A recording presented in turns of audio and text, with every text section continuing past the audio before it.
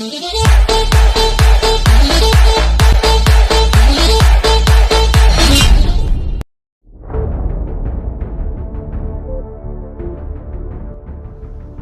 इतिहास के जानकारों के अनुसार गुर्जर मध्य एशिया के काक क्षेत्र से आए थे, लेकिन इसी इलाके से आए आर्यों से अलग थे। भारत में आने के बाद कई वर्षों तक ये योद्धा रहे और 6ठी शताब्दी के बाद इनका कब्जा सत्ता पर भी होने लगा। 7वीं से 12वीं सदी तक गुर्जरों ने भारत के कई इलाकों पर राज किया। गुर्जरों के सबसे महान राजाओं में से एक थे गुर्जर प्रतिहार वंश के राजा मिहिर भोज। इनका साम्राज्य अत्यंत विशाल था और इसके अंतर्गत वे क्षेत्र आते थे जो आधुनिक भारत के राजस्थान, मध्य प्रदेश, उत्तर प्रदेश, पंजाब, हरियाणा, उड़ीसा, गुजरात, हिमाचल आदि राज्य हैं। मिहिर भोज प्रतिहार विष्णु भगवान के भक्त थे तथा कुछ सिक्कों पर इन्हें आदिर्वा भी माना गया है। मेहरौली नामक जगह इनके नाम पर ही रखी गई है। सम्राट मिहिर भोज ने 836 ईस्वी से 885 ईस्वी तक 39 साल तक राज किया।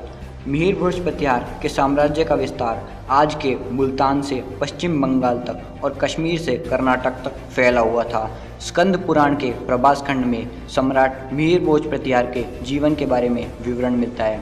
50 वर्ष तक राज करने के बाद वे अपने बेटे महेंद्र पाल को राज सिंहासन देकर संन्यास वृत्ति के लिए वन में चले गए थे। अरब यात्री सुलेमान ने भारत भ्रमण के दौरान लिखी पुस्तक सिलसिलुत तुआरिख 851 ईस्वी में सम्राट मिहिर भोज को इस्लाम का सबसे बड़ा शत्रु बताया। साथ ही उनकी महान सेना की तारीफ भी की।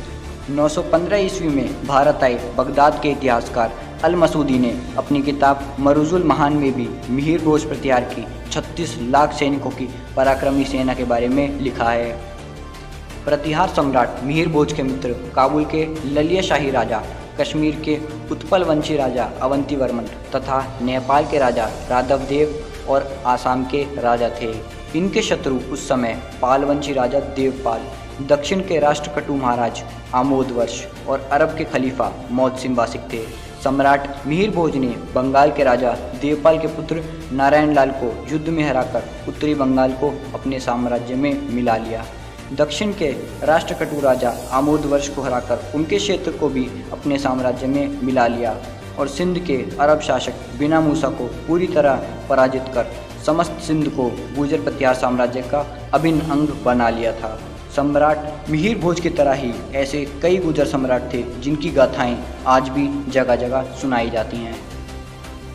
माना जाता है कि गुर्जर एक संस्कृत शब्द है जिसका अर्थ होता है शत्रु विनाशक। प्राचीन महाकवि राजशेखर ने भी गुर्जरों को रघुकुल तिलक तथा रघुग्रामीणी कहा है। राजस्थान में गुर्जरों को सम्मान में मिहिर बोलते हैं जिसका अर्थ होता है सूर्य।